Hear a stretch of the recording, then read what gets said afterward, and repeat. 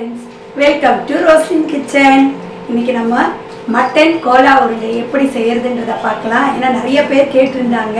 ஏன்னா சில பேர் சொல்கிறாங்க நாங்கள் செய்கிறப்போ உடஞ்சி போயிடுது அப்படின்னு. அதனால் அது எப்படி செய்யணுன்றதை நான் உங்களுக்கு சொல்லித்தரேன். மட்டன் கோலா உருண்டை செய்ய தேவையான பொருட்கள்: கைமா, அதாவது கொத்தன கறி மட்டன் 1/4 கிலோ வாங்கிக்கோங்க. இப்போ நான் என்ன பண்ணியிருக்கேன்னா, இதை ஆல்ரெடி மஞ்சத்தூள் போட்டு ஒரு 4 விசில் வச்சு வேக வச்சுருக்கேன். தண்ணியை இருத்து வச்சுருங்க. கொஞ்சமாக தண்ணி ஊற்றி அளவாக வேக வைங்க. 1/4 கிலோ மட்டனுக்கு, கைமா மட்டனுக்கு நீங்கள் 100 கிராம் பொட்டுக்கடலை போடுங்க. பொட்டுக்கடலையை நல்லா ட்ரையாகவே இந்த மாதிரி நல்லா சன்னமாக நல்லா பொடி பண்ணி வச்சுக்கோங்க. ஒரு 2 பெரிய வெங்காயம் பொடியாக கட் பண்ணி வச்சுக்கோங்க. உங்களுக்கு தேவையான அளவு காரத்துக்கு பச்சை மிளகாய், இஞ்சி, பூண்டு, கொஞ்சம் நீங்கள் அரைக்கிறப்ப என்ன பண்ணுங்கள், ஒரு ஸ்பூன் சோம்பு, ஒரு சின்ன துண்டு பட்டை, அப்புறம் கொத்தமல்லி. நம்ம இதெல்லாம் என்ன பண்ண போகிறோன்னா, இந்த மட்டன் கைமாவோடவே எல்லாத்தையும் அரைச்சிடணும். அரைச்சி அப்புறமா நான் என்ன பண்ணோம், வடையாக தட்டி எடுக்க வேண்டியது தான். வேக வச்சுருக்க மட்டன் கைமா இதில் மஞ்சத்தூள் போட்டு நான் வேக வச்சுருக்கேன். போதும், உங்களுக்கு 4 விசில் போதும்.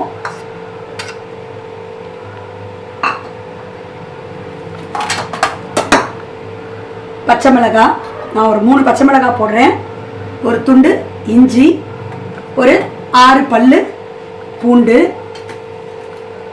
கொஞ்சம் இந்த சோம்பு, இந்த பட்டை, இதெல்லாம் போட்டுருங்க. உங்களுக்கு தேவையான அளவுக்கு உப்பு போட்டுக்குங்க. இப்போ முதல்ல இதை அரைச்சிருவோம். நம்ம வெங்காயத்தை என்ன பண்ணலாம், அரைச்சிடலாம். எல்லாத்தையுமே அரைச்சிட்டு அப்புறம் இந்த பொட்டுக்கடலை மாவையும் சேர்த்து என்ன பண்ணுங்க, அரைச்சிருங்க. அப்போதான் உங்களுக்கு நல்லா இருக்கும். இப்போ பாருங்க, இதை அரைச்சாச்சு. இந்த மட்டன் கைமா கூட நம்ம என்ன போட்டு அரைச்சிருக்கோம், பச்சை மிளகாய் போட்டிருக்கோம், இஞ்சி போட்டிருக்கோம், பூண்டு, பெருசீரகம், ஒரு பட்டை போட்டு அரைச்சிருக்கோம். இப்போ என்ன பண்ணலாம், கடைசியாக வெங்காயத்தையும் போட்டு இது கூட வெங்காயம், பொட்டுக்கடலை மாவு அரைச்சி வச்சுருக்கோம், எல்லாத்தையும் சேர்த்து அரைச்சிடலாம். அப்போ நீங்கள் உப்பு பார்த்துக்குங்க, தண்ணியே சேர்க்க வேண்டாம். அதுக்குள்ளார நான் என்ன பண்ணியிருக்கேன்னா, கடாயில் எண்ணெயை ஊற்றி வச்சுருக்கேன். அது காஞ்சதும் நம்ம உடனடியாக வடையோ இல்லை உருண்டையாவோ, கோலா உருண்டைன்னு சொல்கிறதுனால உருண்டையாக போட்டால் கோலா உருண்டை, வடையாக தட்டி போட்டால் வடை. சரிங்க, அழகாக எல்லாத்தையும் உருண்டை பிடிச்சாச்சு. இப்போ எண்ணெய் காயுது. எண்ணெய் காஞ்சதுமே இதை பொரிச்சு எடுக்க வேண்டியதான். சப்போஸ் எனக்கு உருண்டை கறி குழம்பு செய்வது எப்படி அப்படின்னா, நீங்கள் ஒன்றுமே இல்லை, ரொம்ப சிம்பிள். ஏன்னா ஆல்ரெடி இதை வேக வைக்கிறதுக்காக நம்ம தண்ணி ஊற்றிருப்போம். அந்த தண்ணியை வேஸ்ட் பண்ணாதீங்க. சப்போஸ் நான் உருண்டை குழம்பு வைக்கல அப்படின்னா அதை நீங்கள் ரசமாக பண்ணிக்கலாம், ரொம்ப நல்லாயிருக்கும். இப்போ நீங்கள் என்ன பண்ண, உருண்டை கறி குழம்பு செய்யணுன்னா உங்களுக்கு ஒரு 2 வெங்காயம், 2 இல்லை 3 வெங்காயம், பெரிய பெல்லாரி வெங்காயம் எடுத்துக்கோங்க.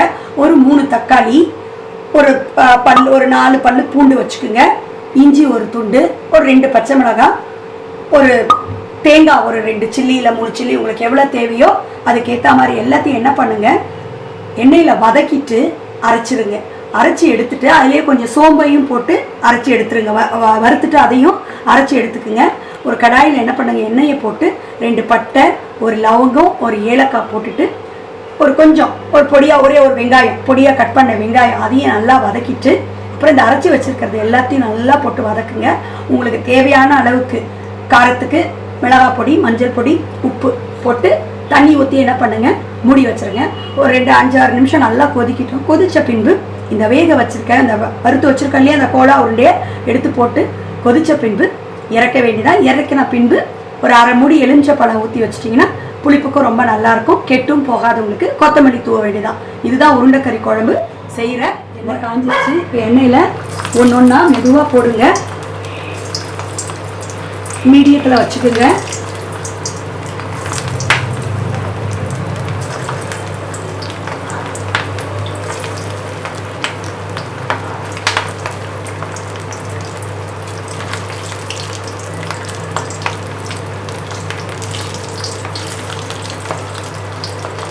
ஒரு 2 நிமிஷம் ஆகட்டும், அப்புறமா நம்ம திருப்பலாம், இல்லைன்னா உடஞ்சிரும்.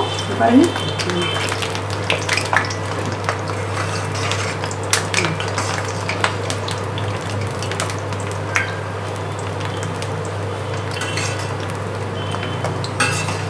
திருப்பி விட்டுருங்க. உடையவே உடையில பாருங்க. நீங்கள் கரெக்டாக பதமாக பண்ணிங்கன்னா உடையாது. உங்களுக்கு நான் சொன்ன மாதிரி 1/4 கிலோ கைமாக்கு 100 கிராம் பொட்டுக்கடலை போடுங்க போதும். தண்ணியே நீங்கள் யூஸ் பண்ண வேண்டாம். நல்லா மனமாக இருக்குது இப்போவே பொரிக்கிறப்பே. பிள்ளைங்களுக்கு நீங்கள் சும்மாவே ஈவினிங் ஸ்நாக்ஸாக கூட இதை கொடுக்கலாம். வடையாக தட்டினீங்கன்னா வடையாயிரும்.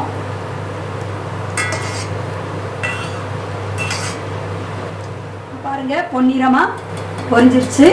இந்த ஸ்டேஜில் நம்ம எடுத்துட வேண்டியதுதான். அவ்வளோதான், மட்டன் கோலா உருண்டை தயாராகிடுச்சு. ஒன்று கூட பாருங்கள் எதுவுமே உடையவே இல்லை. நான் சொன்ன மெத்தடில் நீங்கள் பண்ணி பாருங்கள், உங்களுக்கு மட்டன் கோலா உருண்டை உடையவே உடையாது. மட்டன் கோலா உருண்டை ரெடி ஆயிடுச்சு. ரசிங்க, ருசிங்க, சாப்பிடுங்க. உங்களுக்கு பிடிச்சிருந்தா லைக் பண்ணுங்க, ஷேர் பண்ணுங்க, சப்ஸ்கிரைப் பண்ணுங்க. தேங்க்யூ.